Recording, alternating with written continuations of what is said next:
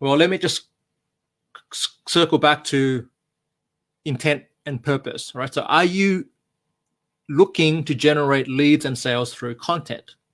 Most likely, yes, if you're listening to this or watching me, okay?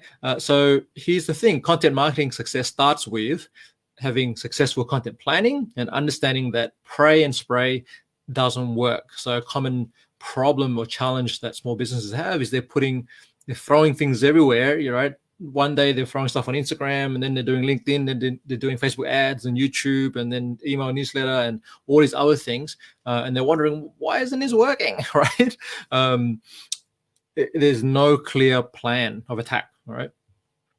And when you don't have a clear plan of attack, it's very hard to have a clear plan of measurement as well, just keeping that in mind.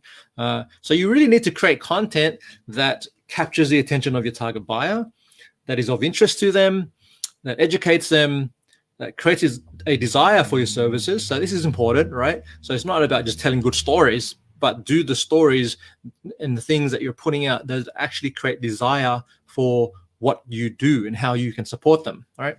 And then does it move them to act? Okay, so all of these are critical pieces of great content, okay? And so here's the 3 steps to getting consistent with your content marketing, right? Firstly, you want to have a content strategy, okay? So I run a 2-hour, sometimes 3-hour content strategy or content planning workshop, and I'm about to do one in December. So if you want some more information about that, just let me know. Type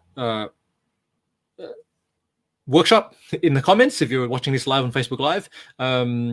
But this is something that definitely, it really helps to just sit down, allocate some time to work out what is your content strategy, right? Number 2 is you want to have a content schedule, just like what we talked about with the TV programming. You want to, make it clear, this is how often I plan to produce content and publish it, and this is how I'm going to promote it. On what days and times do I promote the content?